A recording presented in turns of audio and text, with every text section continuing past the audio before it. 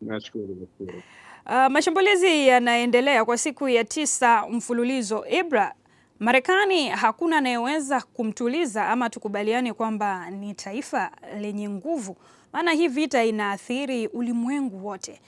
Marekani na Iran kuendelea kupigana, athari zitaendelea kupatikana. Hakuna mtu wa kumtuliza Marekani mpaka sasa. Kwa sababu ulimwengu ulitengenezwa kwenye nadharia kubwa ambayo inaitwa uongo, na ikasetiwa kwenye naweza nikasema foundation yake. Foundation ya ulimwengu imewekwa katika nadharia ngumu sana ambayo inajaribu kukwepa kila ukweli na kujaribu kulinda maslahi tu ya baadhi ya nchi. Ukitazama kile kinachoendelea na tazama wale wanaitwa jumuiya za kimataifa, zimekuwa hazina macho wala hazioni, zinajaribu kukwepa ukweli, lakini kitu ambacho tunaishi nacho ulimwengu ni kizuri zaidi ni raia wa dunia waliopo. Ukitulia sana, hata ukiwa unafuatilia vyombo vya habari, mitandao ya kijamii, nenda kaangalia taarifa ambazo zinahusu haya yanaendelea, alafu shuka chini, anza kusoma maoni ya watu yakoje, utagundua kuwa ulimwengu mzima watu wana maoni tofauti na serikali zinavyofanya.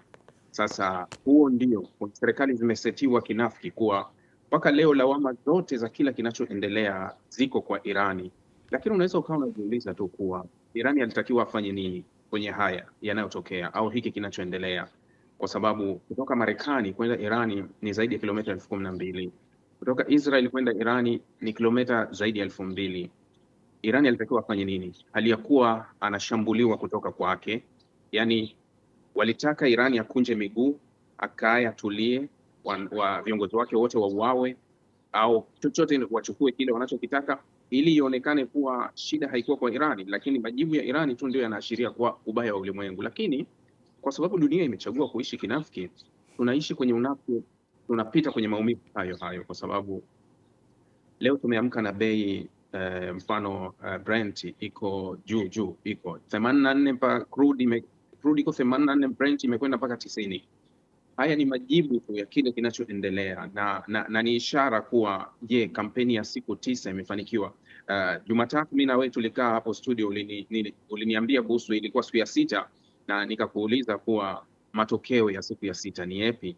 Sasa tunazungumza siku ya 9, matokeo ni yapi? Kwa sababu kila kitu kina progress yake, kuwa umefanya mpaka wapi na tumefikia wapi, tunakwenda wapi. Sasa hiki tunachokiona ndio matokeo ambayo Marekani anatupeleka. Tunakwenda siku ya 9, tunakwenda mafuta ya dola 90 kwa pipa kutoka 72 wiki 2 zilizopita. Kwa hiyo haya ni majibu ya kuwa tunakwenda wapi au tumefanikiwa kiasi gani, ndio unaweza ukapata jibu. Ibra, Mojtaba Khamenei, mimi ninaweza nikasema ameathirika zaidi, amempoteza baba yake, na kwa sasa mashambulizi yanalenga zaidi miundombinu. Unadhani anaweza akakubali haya yaishe, labda pengine akubaliane na hawa watu ili madhara zaidi yasiendelee kutokea?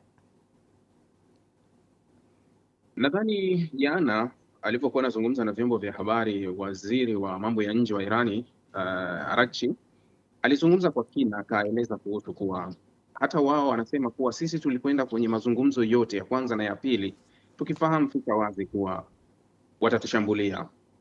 Hata alichokisema, anasema kuwa hii vita haikuanzishwa kwa kufeli mazungumzo ya kidiplomasia. Yani anasema kuwa sio kuwa mazungumzo yalishindikana ndio vita ikatokea.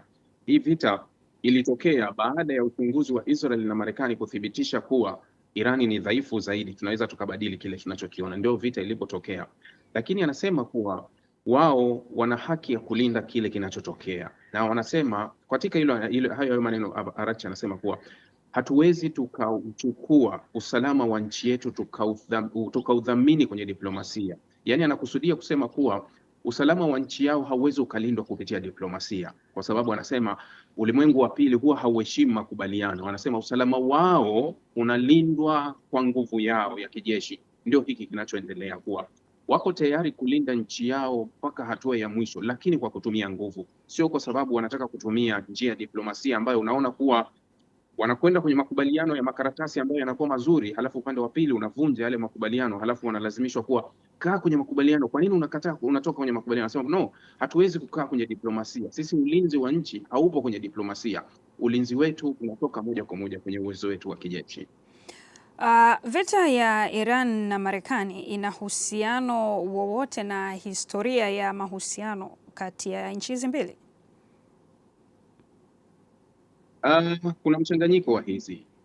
Mfano hili la sasa, mfano hii vita ya sasa haikuwa sana inayohusu Marekani, licha ya kuwa kumekuwa na uhasama mkubwa sana wa Marekani na Irani kwa muda, na hata Donald Trump mara kadhaa amekuwa akijaribu kuhalalisha hii vita, amekuwa akijaribu kukumbusha mambo ya nyuma.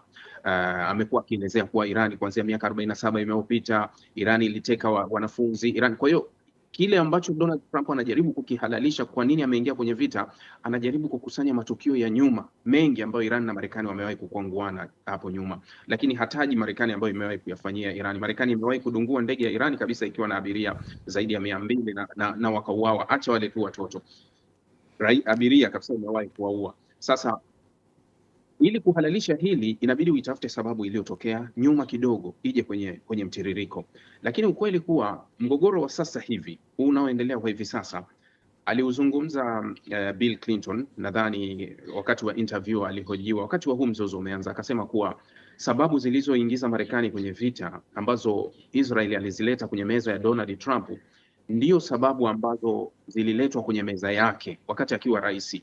Manake utaona kuwa nani alikuwa anataka vita, manake vita imetoka Israel. Lakini si tu Bill Clinton ambaye amezungumza hivyo, mtoto wa Joe Biden, bwana Hunter, na yeye mwezi mmoja uliopita au miezi miwili katika huu mzozo alisema kuwa hata baba yake alilazimishwa kuingia kwenye vita katika sababu hizi ambazo Donald Trump alipelekewa na akakubali kuingia kwenye vita. Kwa hiyo utaona kuwa hawa marais wastaafu na wao waliwahi kupelekewa sababu kuwa Irani yuko na hivi ingia, Irani yuko hivi ingia. Sasa utaelewa kuwa huu mzozo wa mara hii si sana ulipokuhusu Marekani, na ndio maana kumekuwa na mabadiliko. Mfano nitakwambia, wiki iliyopita kulikuwa kuna mswada ulipelekwa kwenye Congress ya Marekani kupigiwa kura ambao ulikuwa unataka kuzuia utiririshaji wa fedha za Marekani kwenda kwa Israeli. Mwaka 2024 huu mswada uliwasilishwa na senator wa Vermont ambaye ni Bernie Sanders. Mara ya kwanza ulipata kura 37. Juzi ilivyopigwa kura 104 tayari zinaonekana kuwa wanataka kuondoa, licha kuwa haukupita 104 kwa 300. Lakini ishara ya mabadiliko ya ndani ya Marekani ni ile ile ambayo inazungumzwa na wengi kuwa tuko kwenye vita na nani, kwa tishio gani lililo moja kwa moja kuelekea kwetu. Sasa unaona hata wale ambao walikuwa upande wa Israel sana, mfano maseneta, wabunge, wanakuwa wanabadilika kila muda kuonekana kuwa inawezekana tumeingia kwenye matatizo ambayo sio ya kwetu. Kwa hiyo ndio nadharia iliyopo kuwa vita ya sasa ni moja kwa moja inakubalika kuwa ilichochewa na Israel. Aliwahi kuzungumza hii kauli waziri wa mambo ya nje Marco Rubio kabla ya kuikanusha, lakini awali alikiri kuwa tulijikuta katika mtego mbaya, alafu tukajikuta katikati ya mapambano, ikabidi tupambane. Nani aliwapeleka kwenye vita? Bado Trump anakataa kuwa sio sababu ya Israel yalitupeleka, lakini ndani ya Marekani watu wengi wanakubaliana kuwa Marekani hakuwa na sababu yoyote ya kuingia kwenye vita hii, kwa sababu Irani hakuwa tishio lolote kwa Marekani kwa hivi sasa, wala hakuwa na mpango wowote, isipokuwa tishio kubwa la Irani lilikuwa upande wa Israel. Kwa hiyo waliingia kwa sababu ya Israel. Rugby, pamoja na mashambulizi ambayo yameshuhudiwa na ulimwengu kwa muda mrefu sasa kati ya Marekani, Israel na Iran, pamoja na vikwazo vyote vya uchumi vinavyoikabili Iran, lakini bado haionyeshi udhaifu. Maana ukiangalia tangu kwa haya mashambulizi ya hivi karibuni, tangu Julai 12 mpaka sasa Julai 20, Iran hajanyamaza, kila wakati anajibu hayo mashambulizi. Nguvu ya Iran, nini siri ya nguvu ya Iran? Amewekewa vikwazo, anapigwa pande zote, ameuawa kiongozi wake mkubwa, lakini bado inajibu mashambulizi. Nini siri ya nguvu ya Iran? Nadhani kwenye interview aliyozungumza waziri wa mambo ya nje Abbas Araghchi alielezea vizuri kuwa tulijiandaa na hii vita. Wao mfano, kuna neno amesema kuwa tulipokuwa kwenye 12 days war tulipata uzoefu mzuri na kujua kabisa kuwa tutakuwa na vita ya muda mrefu. Amezungumza kuhusu udhibiti wa Hormuz. Anasema kuwa wengine wanaweza kudhani kuwa sisi imekuja kama ghafla kuidhibiti Hormuz, lakini anasema hii ilikuwa ni mipango yetu ya muda mrefu. Hata jinsi ya kuifunga na kuifungua bado ni mipango yetu ya muda mrefu ambayo tulikuwa tumejiandaa nayo. Kwa hiyo ukitazama utaona kuwa Irani toka mapinduzi ya mwaka 79 walikuwa wameshajiandaa. Walikuwa wanajua kabisa ipo siku kwa vyovyote vile tutavamiwa na Marekani na Israel nao watatuanzishia vita. Kwa hiyo mkakati mkubwa sana ukawa wa wao kujihami au kujua wataichezeshaje vita. Ndio maana unaona kuwa sio rahisi kukabiliana na Marekani na Israel. Unajua haya ni mataifa yenye nguvu sana. Sasa sio rahisi kukabiliana nao kati ya siku 170 ambapo hizi nchi hazijamiliki kwenye ardhi yako hata kilomita moja ya ardhi. Nitakupa mfano. Mzozo wa Iraq wa mwaka 2003 uliwachukua mwezi mmoja na wiki moja kumtoa Saddam Hussein na kulimaliza kabisa jeshi la Iraq, lakini rudi nyuma uone ukubwa wa Iraq waliokuwa nao na kile ambacho kilikuwa kinaonekana kuwa Iraki wako kwenye kiwango gani, lakini iliwachukua mwezi mmoja na wiki moja kumaliza kazi. Hali kadhalika kule Libya ichukua muda mfupi sana, lakini kwa Irani tunazungumza zaidi ya siku 170. Sio Marekani, sio Israeli ambao wameingia hata kilomita moja na hawana dalili, kwa sababu hofu ni kuwa bado wanajeshi imara sana. Kile kilichotokea jana kwa vifo vya wanajeshi kule Jordan, 2 na mmoja akasemekana hajapatikana popote, hajulikani alipo, lakini kuna baadaye mabaki yalipatikana, na yule mwanajeshi wa Marekani aliyouawa kule Iraq jana, jumla ya wanajeshi 17 wa Marekani kwa namba ambayo Marekani wanatupa. Hii sio ishara nyepesi kusema kuwa hawa watu ni wepesi tunaweza tukawatoa. Mara kadhaa nimekuwa nikilizungumza hili kuwa hakuna tishio gumu kabisa kwa serikali ya Irani kama maandamano ya ndani, lakini kwa mapambano ya kutokea nje hawa watu kama walichelewa, yani kama ulimwengu wa magharibi ulitaka vita ya moja kwa moja na Irani kuliko ile vita ambayo ilikuwa ya wakala ya Iraq mfano ya mwaka 80 mpaka 88, basi kama walitaka vita ya moja kwa moja na Irani wangejiunga na Iraki wakati huo wakamaliza hiki kitu, lakini walipoamua kuipa nafasi Irani kwa muda mrefu ikaa inajipanga, Irani ilijiandaa kwa vita ya nje. Sasa vita ya nje hata wanaweza wakapigana vya kutosha tu, kuwa silaha wanazo na watakaa kwenye vita. Kinachoweza kutokea ulimwengu wa pili wa magharibi ni uharibifu.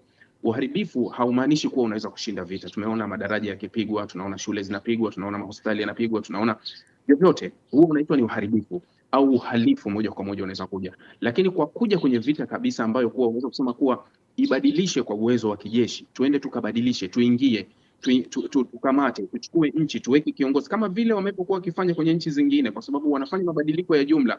Hapa haliwezekani, ni vigumu sana, na tutafikia wakati huo kununua pipa dola 200. Ibra, tukamilishe na hizi kauli za viongozi. Donald Trump anasema the ceasefire is over, hapata kuwa tena na masitisho ya mapigano yataendelea. Mojtaba Khamenei anasema atalipiza kisasi. Jeshi la wanamapinduzi la Iran linasema hakuna tone la mafuta litakalopita katika mlango bahari wa Hormuz. Hizi kauli zinatuambia nini? Watakuja kukaa tena mezani ama ulimwengu ujiandae tu kwa mambo mengine kama ulivyozungumza hapo, bei ya pipa la mafuta itakavyokuwa? Tujiandae tu ama tutegemee lolote inaweza ikatokea, labda wakatulia?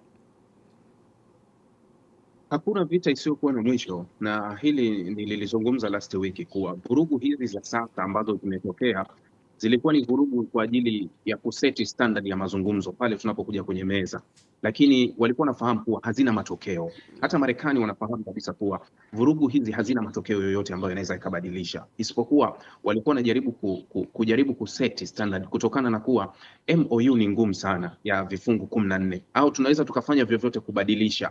Ndio sababu ya hizi vurugu, lakini hakuna dalili wala njia yoyote inayotoa ishara ya wazi kuwa mpango wa kijeshi unaweza ukafanikiwa kwenye hili swala. Haiwezi. Nimezungumza na wewe hapo wiki iliyopita nikakwambia kuwa sio Iran, sio Marekani, hakuna anayeweza kumiliki mfereji wa Hormuz kwa nguvu zake, isipokuwa warudi kwenye meza, kwa sababu kumiliki Hormuz hakuhitaji nguvu kubwa sana, kuwa na jeshi kubwa sana, kuwa imara sana. No, kumiliki Hormuz au kuivuruga Hormuz ipite isipitike, unahitaji kutoa tangazo la tishio au kusema kuwa tumenani. Hiyo inaweza ikatoa majibu, na ndio maana nimekuwa nikikwambia kuwa zaidi ya namba ambazo Marekani wanatupa, tumefanya mashambulizi 100, 200, leo wanatuambia tumekamilisha mashambulizi ya siku ya 9, lakini hawawezi kukupa matokeo ya mashambulizi kuwa kuanzia siku ya kwanza tulifanya mpaka leo ya 9 tumefanikiwa kiasi hiki. Lakini kila tunavyoona mashambulizi yanatokea ndivyo tunavyoona dunia inavyovuja jasho na damu. Kwa hiyo hakuna lolote linaweza likatokea zaidi ya kukaa kwenye meza kumaliza haya matatizo. Ibra, ni